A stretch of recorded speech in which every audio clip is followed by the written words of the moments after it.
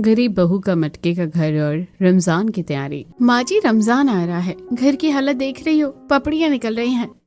पड़ोसी ने तो रमजान की तैयारी अभी से शुरू कर दी है। अभी 15 दिन बचे हैं रमजान को। फिर भी भाभी, ये रमजान हमारा अच्छा तो जाएगा ना?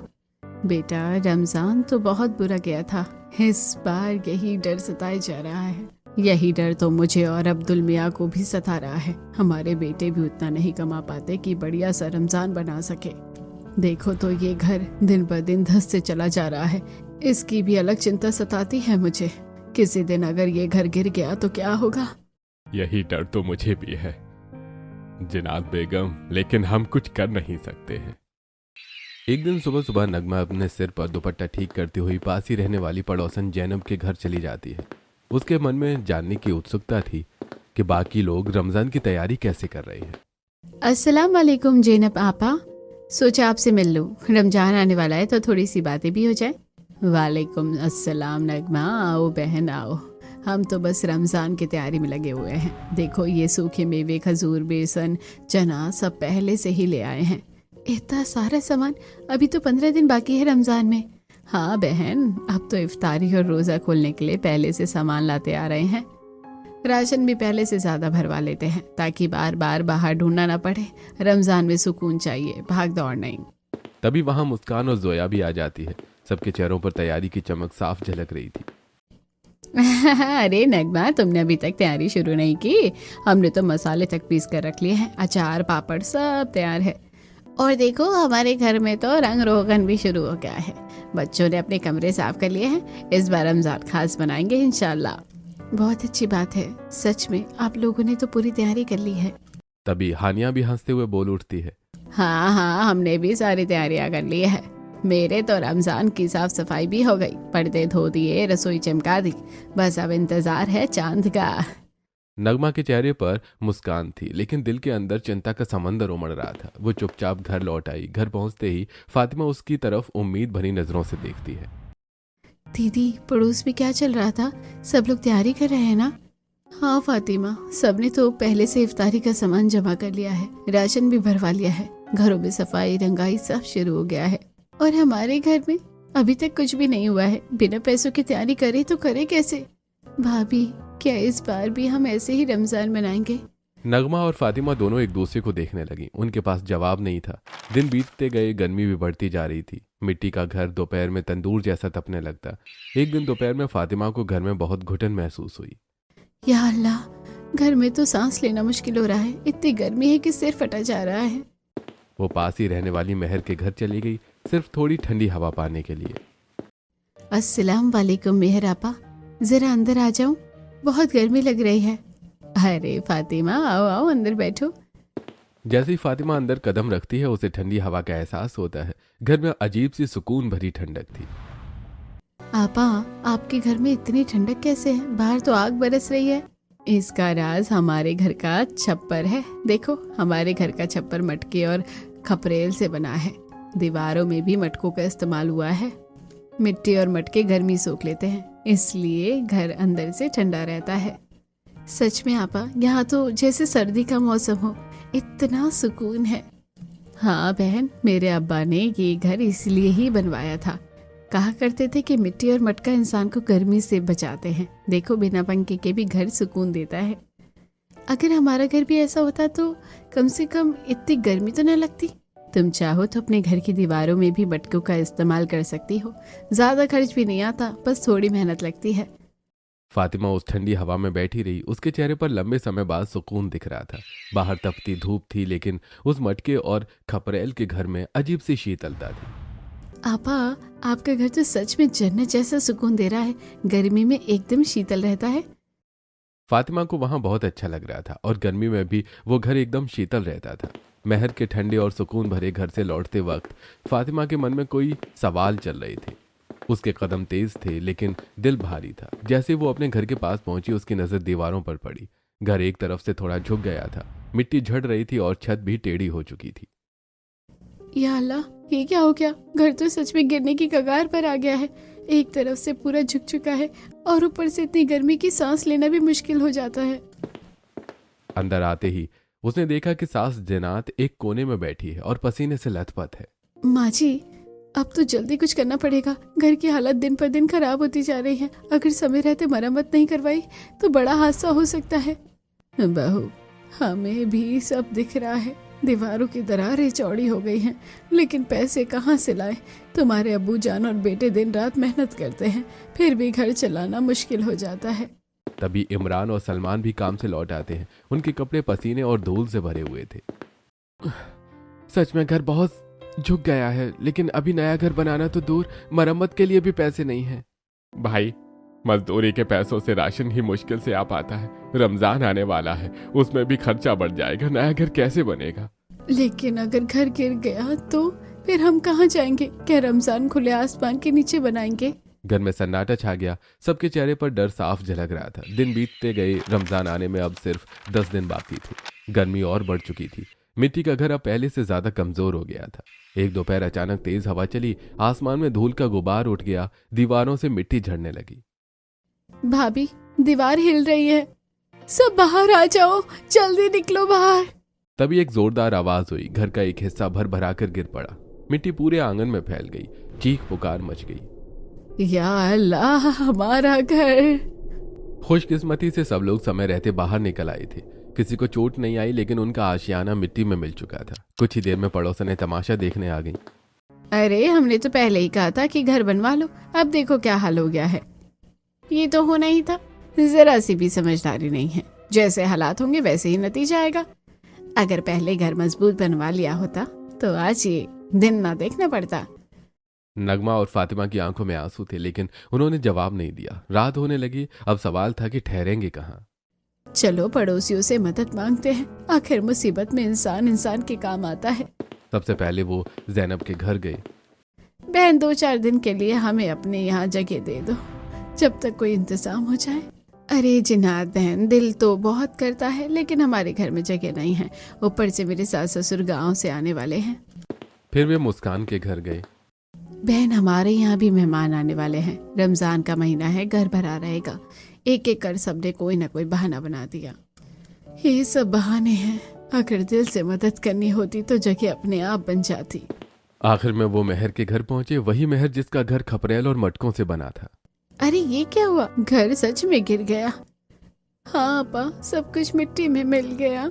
देखो बहन, मैं तुम्हें 2-3 दिन के लिए अपने घर रख सकती हूँ, लेकिन जब तक कोई जुगाड़ हो तो तुम लोग यहीं रहो। आपा, आपने इतना कह दिया, यही बहुत है। अल्लाह आपको इसका सवाब देगा। पूरा परिवार मेहर के घर में आ गया। जैसे ही वो अंदर बैठे, सबको ठंडक का एहसास हुआ। अरे यहाँ तो बिना पंखे के भी सुकून है। ऐसा लगता है जैसे बाहर की गर्मी का असर ही नहीं है। बहन, सच बताओ, तुम्हारा घर इतना ठंडा कैसे रहता है? मैंने पहले भी बताया था, हमारे घर का छप्पर खरपेल और मटके के टुकड़ों से बना है। दीवारों में भी मटकों के टुकड़े लगाए गए हैं। जब मैं घर धोती हूँ तो दीवारों पर पानी मार देती हूँ। मिट्टी और मटके पानी सूख लेते हैं और फिर धीरे धीरे ठंडक छोड़ते हैं, इसलिए घर ठंडा रहता है। सच में आपा, आपका घर गर्मी में भी जन्नत जैसा लगता है। तभी उसी रात फातिमा के मन में एक नया ख्याल जन्म लेने लगा। माँ जी, क्यों ना हम भी मटके का घर बनाएं? मिट्टी और मटके का घर जल्दी बन जाएगा, खर्च भी कम होगा और मजबूत भी होगा। क्या सच में ऐसा हो सकता है? हाँ माँ जी, दीवारों में मटके के टुकड़े लगा देंगे, ऊपर खरपेल डाल देंगे, ऊपर खपरेल डाल देंगे। जब भी पानी डालेंगे घर ठंडा हो जाएगा। रमजान से पहले अगर छत खड़ी हो जाए तो हम उसी में रोजा रखेंगे। अगर हम सब मिलकर मेहनत करें तो शायद 8-10 दिन में ढांचा तैयार हो सकता है। मजदूरी के बाद भी शाम को काम करेंगे, अपना घर खुद बनाएंगे। हम भी मिट्टी गूंथेंगे, मटके तोड़कर टुकड़े तैयार करेंगे। अगले ही दिन से सबने मिलकर मटके का घर बनाने की तैयारी शुरू कर दी। पुराने टूटे मटके इकट्ठा किए गए, मिट्टी गूंथी गई, खपरेल का इंतजाम किया गया। देखना माँ जी, हमारा घर भी ऐसा ही ठंडा और मजबूत बनेगा। अगले ही दिन सुबह से घर के टूटे हिस्से के पास मिट्टी का ढेर लगा दिया गया। फातिमा और नगमा ने अपनी साड़ियां ऊपर समेट लीं और मिट्टी गूंथने बैठ गई। उनके हाथों में छाले पड़ रहे थे, लेकिन आंखों में उम्मीद थी। फातिमा देखना, ये मिट्टी ही हमारे घर की नई नींव बनेगी। भले ही हमारे पास पैसे नहीं हैं, लेकिन मेहनत तो है। हाँ दीदी, अल्लाह ने हाथ पांव दिए हैं, बस यही हमारी ताकत है। चलो पहला मटका बनाते हैं। दोनों ने गोल गोल मिट्टी घुमाकर मटका बनाना शुरू किया। कोई मटका सीधा बनाता तो कोई टेढ़ा मेढ़ा। अरे भाभी, ये वाला तो टेढ़ा मेढ़ा बन गया। कोई बात नहीं नूर, टेढ़ा हो या सीधा हमारा ही होगा और हमारे घर की दीवार बनेगा। धीरे धीरे आंगन में छोटे छोटे कई मटके तैयार हो गए। उन्हें फिर धूप में सुखाया गया। 2 दिन बाद इमरान और सलमान ने पास के भट्टे में उन्हें पकवाया। देखो, अब ये मजबूत हो गए हैं, अब इनसे दीवार तैयार करेंगे। फातिमा और नगमा ने कुछ मटकों को पूरा रखा, कुछ में मिट्टी भर भर कर उन्हें मजबूत किया। खाली मटकों को एक के ऊपर एक रखकर बीच में गीली मिट्टी से जोड़ते गए। देखो फातिमा, हर मटका ठीक से जमे तभी दीवार मजबूत बनेगी। हाँ दीदी, ये दीवार सिर्फ दीवार नहीं, हमारा नया सपना है। धीरे धीरे मटकों की दीवार खड़ी होने लगी। गोल गोल मटके ऐसे सजे जैसे कोई कला का नमूना हो। मैंने जिंदगी में बहुत घर देखे हैं, लेकिन ऐसा घर पहली बार बनते देख रहा हूँ। अब बारी थी छत की। बहुओं ने मिलकर बांस और लकड़ियों से छप्पर बनाया। उसके ऊपर मटकों के टुकड़े बिछाए और फिर खपरेल सजाई गई। माँ जी, अब ये छत गर्मी को रोक लेगी। जैसे मेहर आपा के घर में ठंडक रहती है, वैसे ही यहाँ भी रहेगी। जब दीवारों पर पानी डालेंगे तो मटके ठंडक छोड़ेंगे। कुछ ही दिनों की मेहनत में एक सुंदर सा मटके का घर तैयार हो गया। गोल दीवारें, खपरेल की छत और मिट्टी की खुशबू से भरा आंगन। माँ, हमारा घर कितना सुंदर लग रहा है। अल्लाह का शुक्र है, मिट्टी ने तो हमें फिर से आसरा दे दिया। लेकिन खुशी के बीच एक नई चिंता खड़ी हो गई। बहू, घर तो बन गया, लेकिन हमारे पास ढंग के बर्तन भी नहीं बचे। सब तो मलबे में टूट गए। माँ जी, क्यों ना हम मिट्टी के ही बर्तन बना ले। हाँ, मिट्टी है हमारे पास, मटका बना सकते हैं तो बर्तन भी बना लेंगे। दोनों बहुओं ने मिट्टी से थाली, कटोरी, घड़ा और चूल्हा तक बना डाला। आंगन के कोने में मिट्टी का नया चूल्हा तैयार हुआ। भाभी, आज इसी चूल्हे पर खाना बनेगा। हाँ, आज हमारे नए घर में पहला खाना बनेगा। इमरान थोड़ा सा राशन ले आया। उस दिन मिट्टी के चूल्हे पर सादा दाल और रोटी बनी। पूरे परिवार ने खुशी से खाना खाया। रात को फिर चिंता घेरने लगी। फातिमा, रमजान में अब सिर्फ 7 दिन बचे हैं। घर तो बन गया, लेकिन जेब में 1 रुपया नहीं है। दीदी, क्यों ना हम यही मटके बनाकर बेचे, लोग खरीदेंगे तो कमाई होगी। बात तो सही है, मिट्टी के मटके की मांग तो हमेशा रहती है। कल से हम बाजार जाएंगे, तुम दोनों मटके बनाओ, हम बेच आएंगे। अगले दिन से आंगन फिर से काम में लग गया। छोटे बड़े रंग बिरंगे मटके तैयार होने लगे। ये छोटा वाला बच्चों के लिए पानी का होगा और ये बड़ा वाला रोजे के पानी के लिए। इमरान और सलमान टोकरी में मटके रखकर बाहर चले गए। उधर जन्नात की नजर घर में बिछाने को कुछ नहीं होने पर गई। बहू, हमारे पास नमाज पढ़ने के लिए एक भी दस्तरखान नहीं है। माँ जी, आप तो सिलाई में माहिर हैं, क्यों ना आप खुद बना दे। हाँ, मुझे दस्तरखान बनाना आता है, मैं नमाज के लिए बना देती हूँ। माँ, अब तो हमारा घर भी सुंदर हो गया है। एक अच्छी सी दरी भी बना दो आंगन में बिछाने के लिए। ठीक है, मैं दरी भी बनाऊंगी। जन्नात ने पुराने कपड़ों से सुंदर दस्तरखान और रंग बिरंगी दरी तैयार की। जब दरी आंगन में बिछी तो घर और भी सुंदर लगने लगा। माँ जी, ये दरी तो बाजार में बिके तो अच्छी कीमत मिलेगी। हाँ माँ, क्यों ना हम दस्तरखान भी बनाकर बेचे। अगर तुम लोग साथ दो तो मैं कई बना सकती हूँ। अब काम बंट गया। एक बेटा मटके बेचता, दूसरा दस्तरखान। धीरे धीरे बाजार में उनकी पहचान बनने लगी। अरे भाई, ये मिट्टी का मटका कितना ठंडा पानी रखता है। जनाब, ये खास मिट्टी से बना है, पानी घंटों ठंडा रहेगा। अरे अम्मी ने बनाया है, हाँ? बहुत सुंदर है, एक दे दो। कुछ ही दिनों में लोग और चीजें मांगने लगे। मिट्टी का तवा मिलेगा? अरे भाई, मुझे मिट्टी की थाली और कटोरी चाहिए। बहुओं ने मिट्टी के बर्तन भी बनाना शुरू कर दिया। घर अब छोटा सा कारीगरी का अड्डा बन गया था। एक शाम इमरान ने फातिमा को कुछ पैसे दिए। ये लो, आज की कमाई, इससे थोड़ा सा राशन ले आना, कम से कम रमजान में घर खाली न रहे। सच? अब हमारे घर में भी इफ्तारी का सामान आएगा। हाँ मेहनत रंग ला रही है। धीरे धीरे घर में आटा, चावल, दाल आने लगे। रमजान का डर अब उम्मीद में बदल रहा था। मिट्टी का घर अब मिट्टी के बर्तन और मेहनत की खुशबू से भरा वो आंगन अब फिर से जिंदगी से भर चुका था। आखिरकार चांद नजर आ गया। मस्जिद से ऐलान हुआ कि रमजान शुरू हो गया है। पूरे मोहल्ले में रौनक थी, लेकिन फातिमा के घर में सादगी और चिंता दोनों साथ साथ थीं। पहला रोजा था और घर में बस थोड़ा सा चावल बचा था। माँ जी, घर में बस यही चावल है, न दाल है, न सब्जी, न फल। आज इफ्तारी में क्या बनेगा? बहू, जितना है उसी में बरकत होगी। चावल से भात बना लो, पहला रोजा है, मीठे से ही खोलेंगे। हाँ फातिमा, चीनी थोड़ी सी बची है, उससे मीठी भात बन जाएगी। अल्लाह नियत देखता है, थाली नहीं। फातिमा ने मिट्टी के चूल्हे पर चावल चढ़ाए, उसमें थोड़ा सा गुड़ और चीनी डालकर मीठी भात तैयार की। खुशबू पूरे मटके के घर में फैल गई। भाभी कितनी अच्छी खुशबू आ रही है। आज पूरे दिन रोजा रखा है, बहुत भूख लगी है। सब्र करो नूर, थोड़ी देर में अजान होगी। अजान की आवाज गूंजी। सबने खजूर की जगह मीठी भात से ही रोजा खोला। हर किसी के चेहरे पर सादगी थी, लेकिन संतोष भी था। अल्लाह का शुक्र है, पहला रोजा तो शांति से खुल गया। रात में सहरी के लिए सिर्फ आलू की सब्जी और रोटी बनी। अगर ऐसे ही रहा तो हमारा रमजान कैसे जाएगा? हर दिन सिर्फ यही सादा खाना। मेहनत तो कर रहे हैं, लेकिन कमाई अभी कम है। 2-3 दिन ऐसे ही निकालने होंगे। दूसरे और तीसरे रोजे भी कठिन ही रहे। कभी सिर्फ सूखी रोटी और नमक से रोजा खुला, तो कभी उबले चावल से। घर में सब्र था, लेकिन चिंता भी। फातिमा, दिल तो चाहता है कि बच्चों को फल खिलाए, लेकिन जेब खाली है। दीदी, हालात अभी कमजोर हैं, लेकिन हमेशा ऐसे नहीं रहेंगे। हमारा मटके का घर ही हमारी पहचान बनेगा।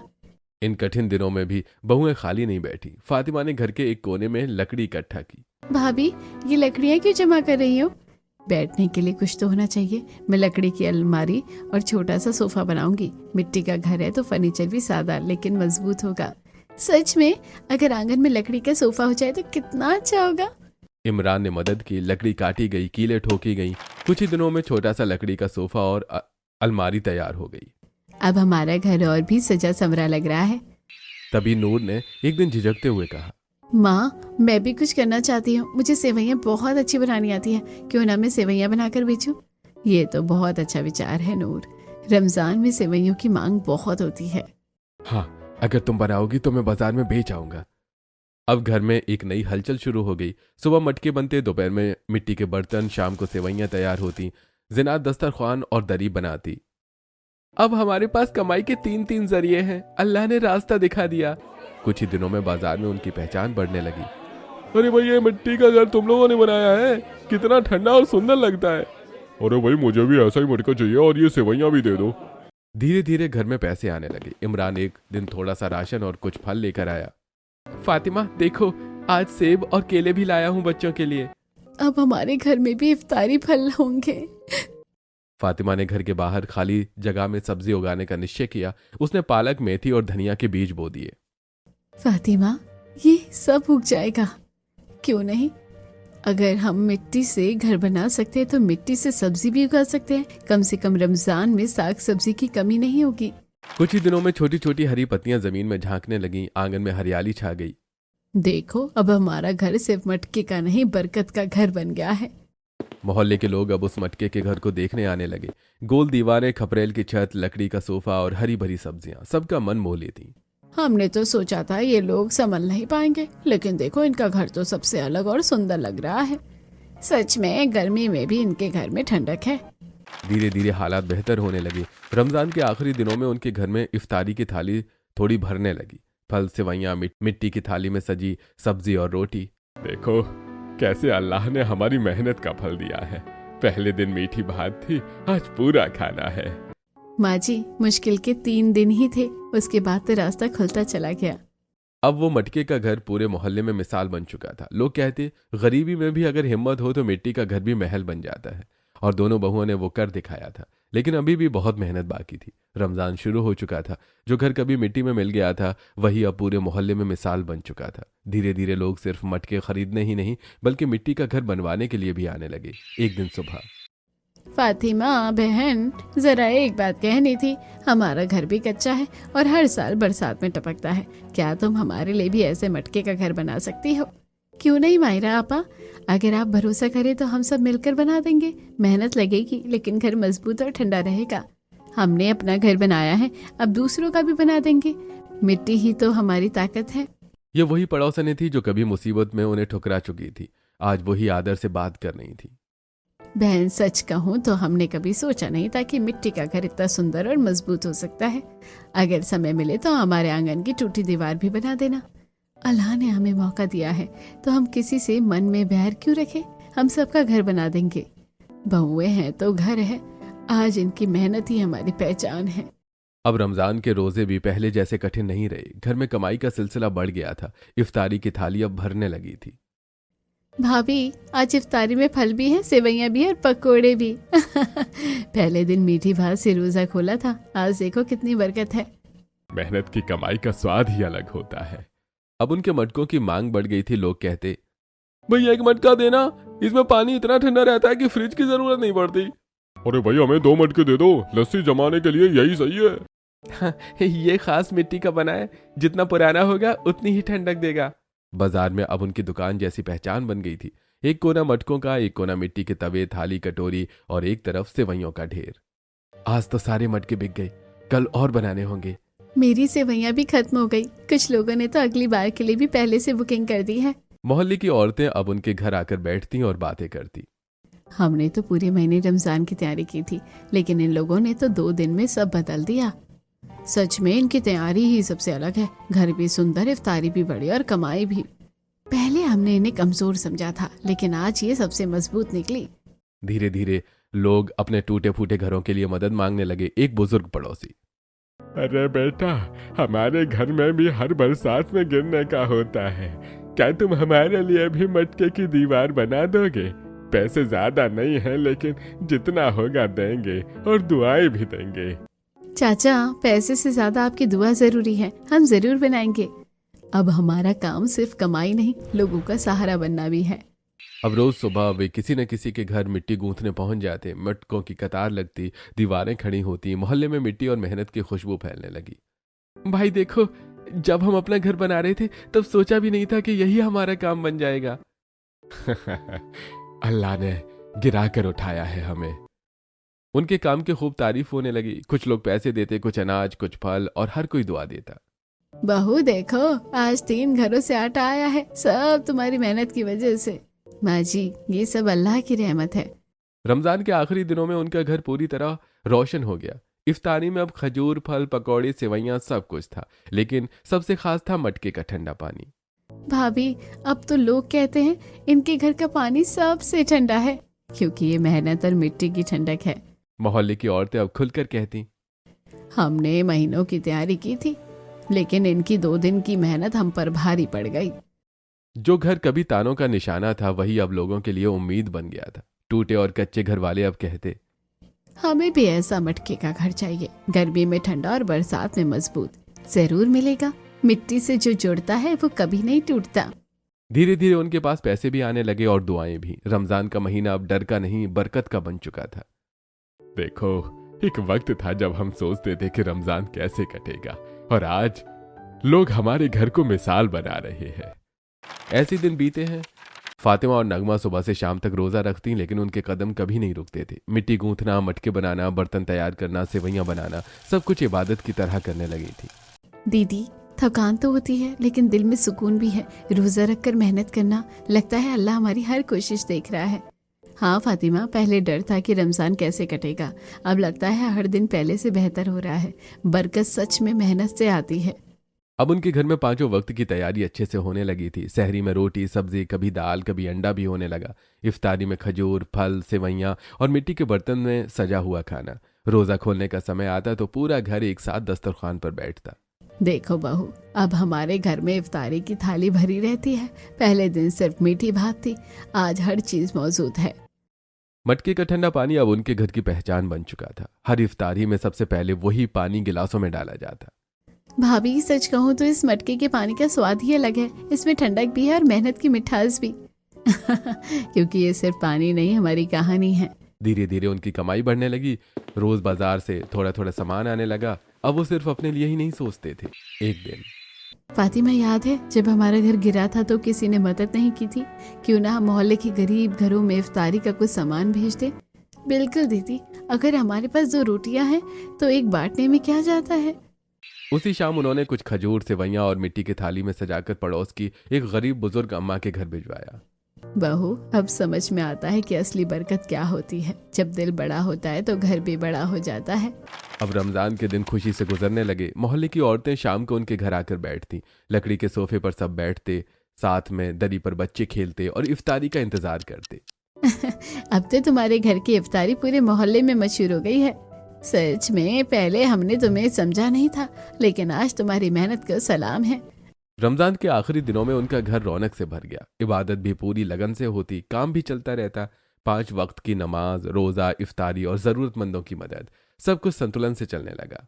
अब लगता है कि ये रमजान सच में हमारी जिंदगी बदलने आया है। जब नीयत साफ हो और मेहनत सच्ची हो तो अल्लाह रास्ता खुद बना देता है।